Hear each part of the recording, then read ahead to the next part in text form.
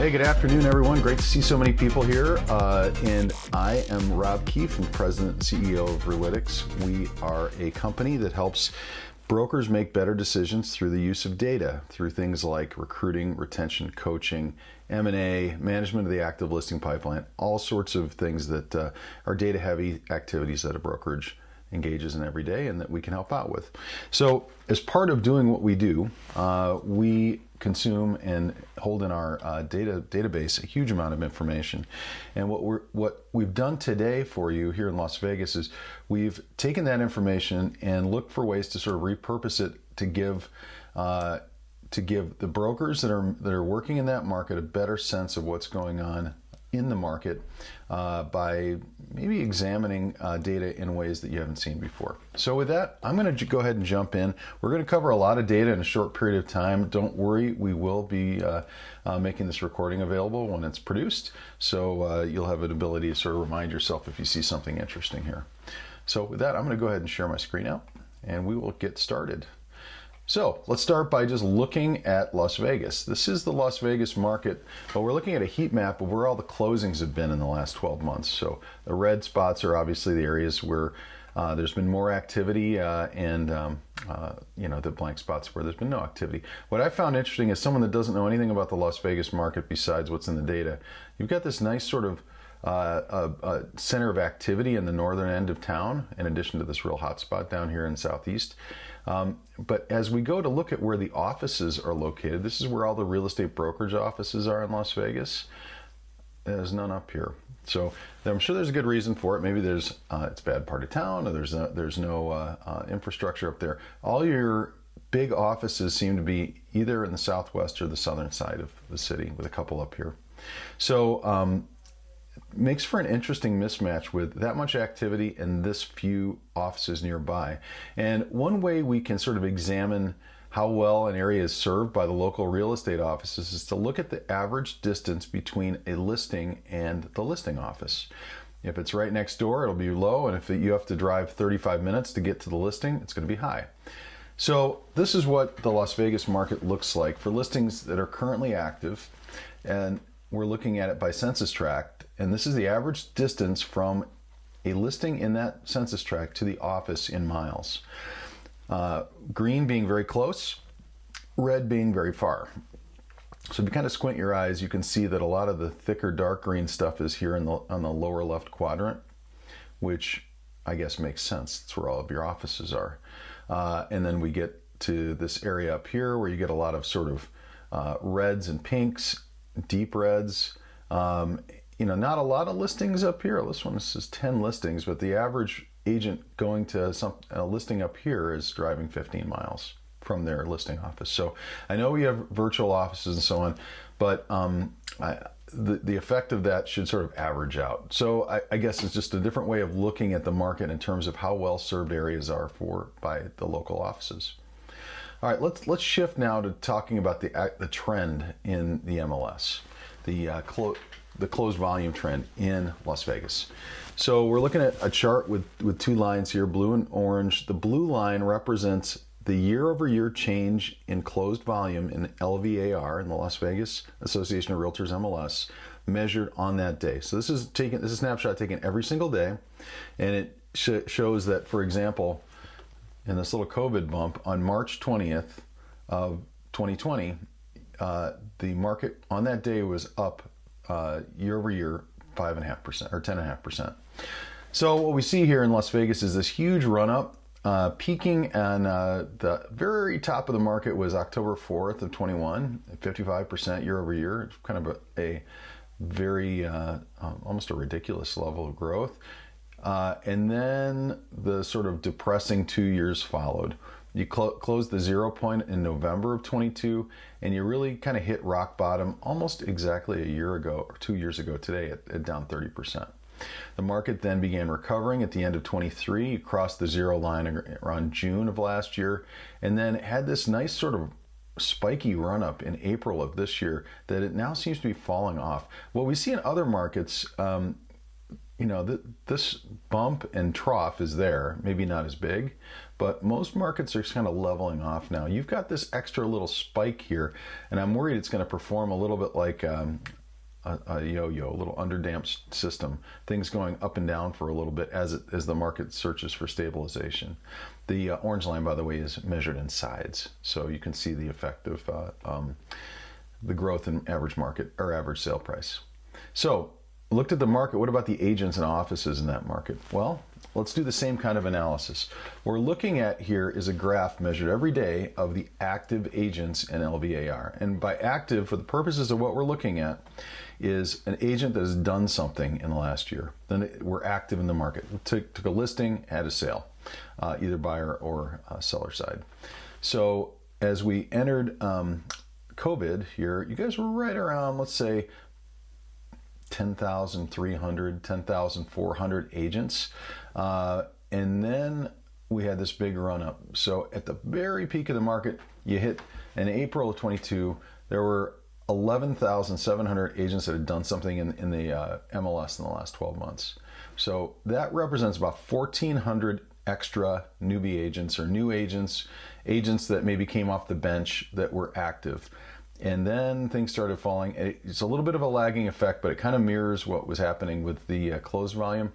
And it may have sort of stopped dropping like a stone in July of last year, but it's still sort of deteriorating to where we're now at 9,200. So think of it as about 1,000 less agents than pre-COVID that are active in the market. The orange line here represents offices. So it's the right scale, 1,100 scale. So there's not a lot of difference here. It's 1,200, this 1,050, but you can see that the offices kind of mirrored the run up in the agents, and we're a little slower coming down. These are offices that may have held on a little too long, and now we are down to a historically pretty low number of just over 1,000. So one divided by the other is the average number of agents per office, and I don't want to make a big deal out of this. This is sort of the scale here tells the story, but the average office pre-COVID had about 9.5 agents in it. In the middle of the run-up, it had about 10.5 agents. So the average office gained an agent during the run-up, and now they're kind of back to where they were. So why is it not falling off a cliff? Because the difference is some of these offices just closed or consolidated, which is what one would expect. Okay, so that's the story of offices and agents in the MLS. Let's look and compare Las Vegas to the rest of the United States.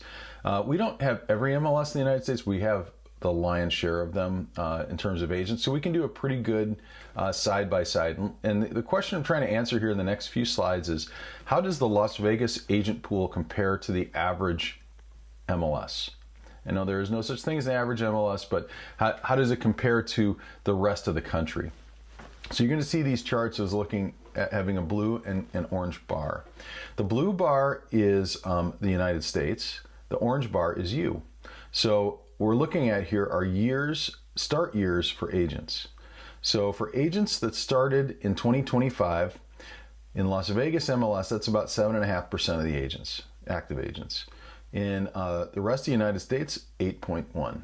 So you have a comparatively fewer of these brand new agents than an average MLS would have. A lot fewer 2024 start date, a lot fewer 2023 start date.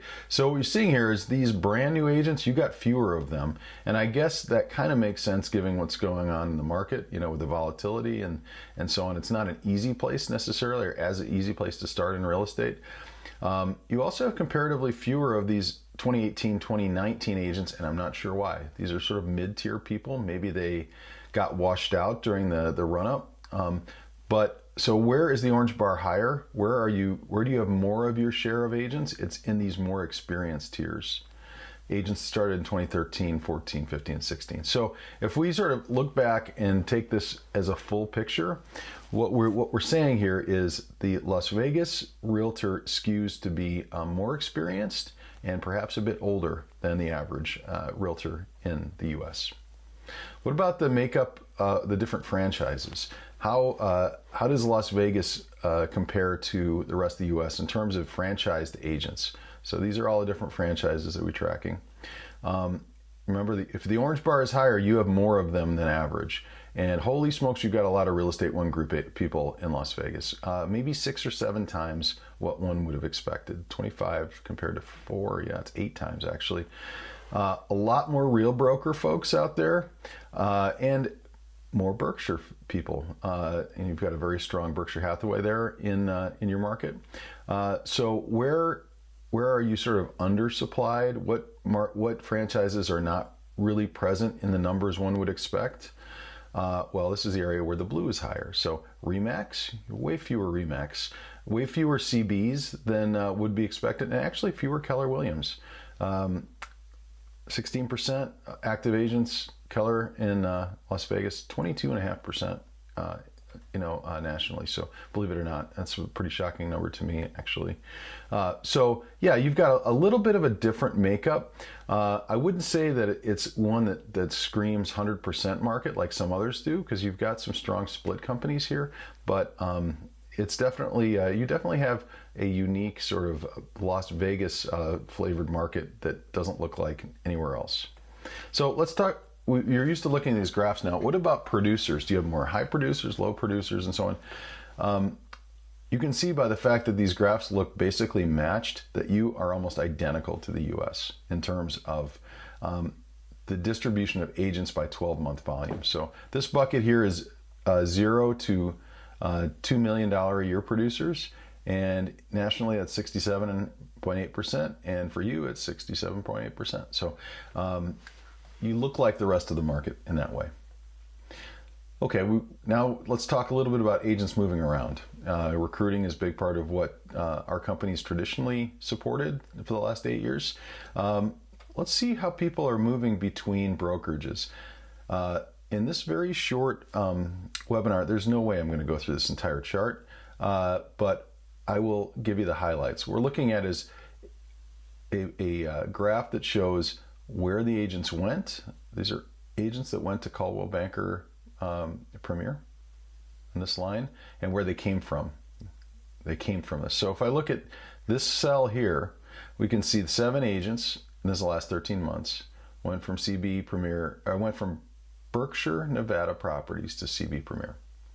So we're trying to get a sense of, is there any like patterns to be picked up here? And you notice that there's a ton of others. So let's just get rid of others so we can see what we're doing here.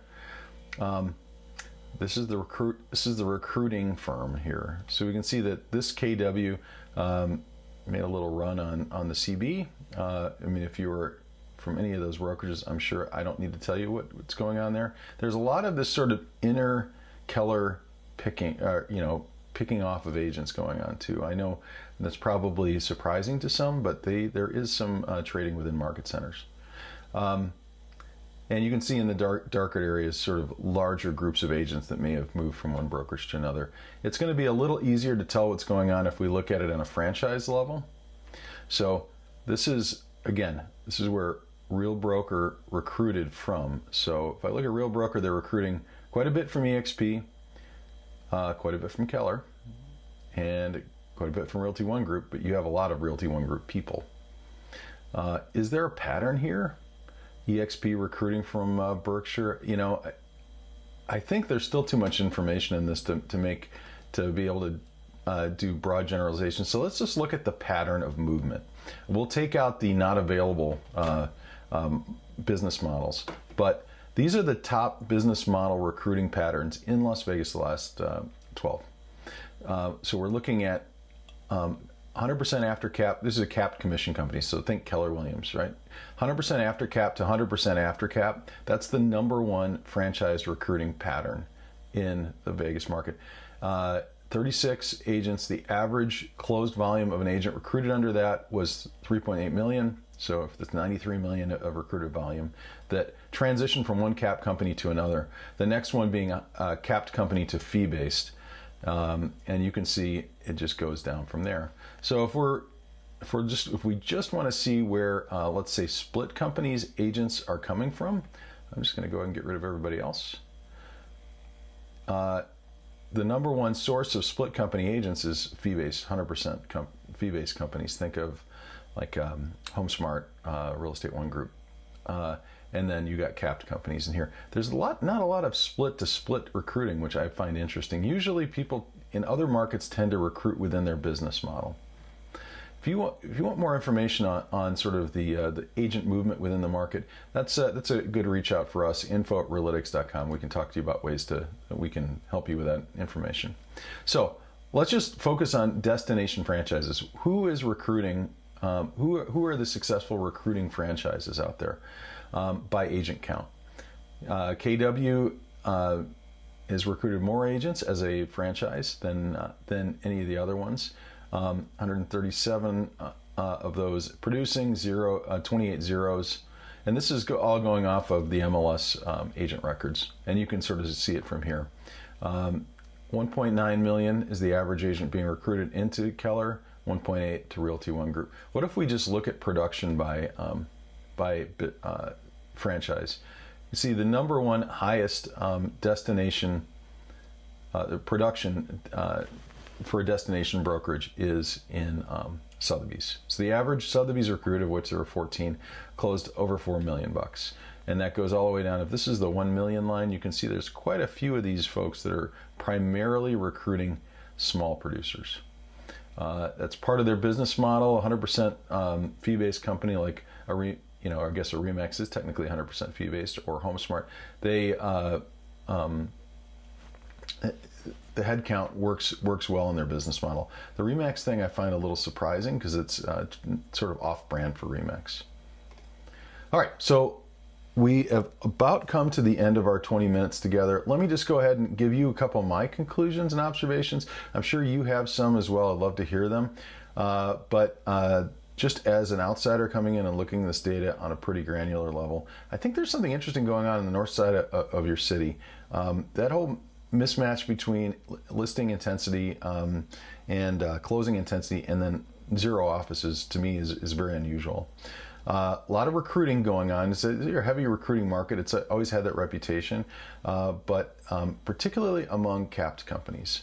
The capped companies, the Kellers of the world and others, are sort of recruiting machines there at the moment. Your market skews slightly more experienced and probably a little bit older than the national real estate brokerage. And you've got this strange and probably not wonderful from your perspective double peak in the last 5 years. That little peak that you had this summer that you're now coming off the backside. And I think the sort of volatility that's just one part of it, but the volatility in the market has scared off some of the newer folks from joining real estate in Las Vegas to a greater extent than it has in other markets. So that is our lightning 18-minute tour today of what we see on the back end from the Las Vegas market. We'd love to tell you more about the ways that we can help you with not just recruiting stuff, but also all of the M&A support and market intelligence and things we do sort of behind the scenes for a lot of brokers around the country. We'd love to work for you as well. Feel free to reach out. That's my email. You can probably best easily reach us by emailing us at info@relitix.com. We'd love to hear from you, and we appreciate your time today.